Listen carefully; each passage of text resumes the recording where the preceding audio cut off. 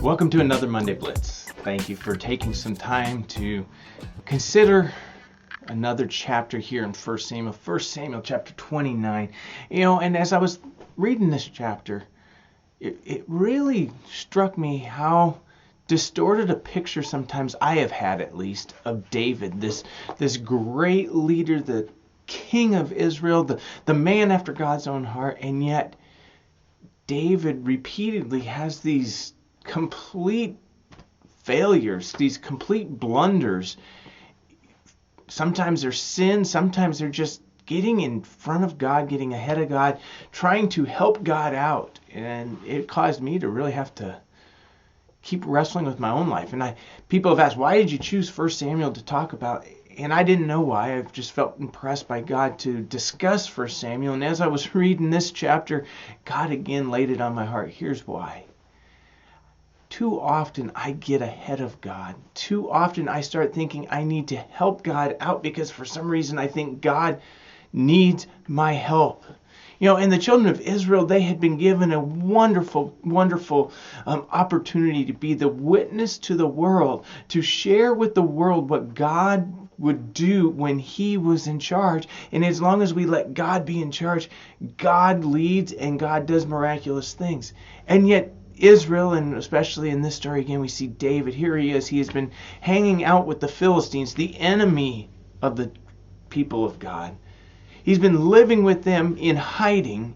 And now in the middle of the most awkward setting, David doesn't really recognize how much of a predicament he has put himself in. The quandary of how to function. He has been living with the Philistines, living with the enemy. And yet now the enemy is actually directly attacking God's people. And David actually wants to be part of the battle.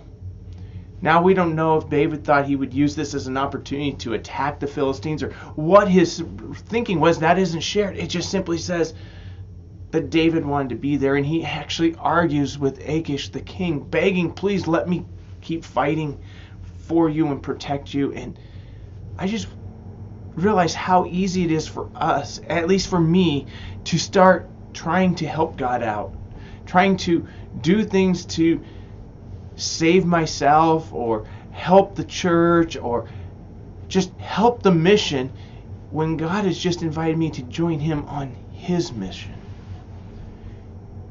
It's a struggle, and it might be a struggle in your life as well. So I encourage you just to pause. Something I wrestle with too. Just pausing and going, God, am I getting ahead of you today? God, am I getting ahead of you with my goals for my life? Am I getting ahead of you with what purpose and ministry you have in my life going on? Am I pushing ahead when you just simply want me to walk with you? Maybe, God, you have a different door you plan to open, but I'm pushing through a concrete wall, trying to make a door. So take some time. Just hit that pause button. And go, God, am I ahead? Am I trying to lead when you're asking me to follow?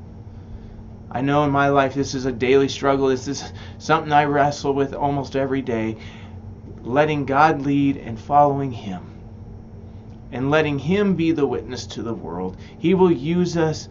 But we don't have to be in charge. We don't have to be in front pushing to make it happen. God is still God, and he is still in charge. And I am so thankful for that. And sometimes I just have to remind myself, God is still God, and he's still in charge. He doesn't need me to push through. He needs me to be a willing follower. I hope that encourages you today as well. Until next time.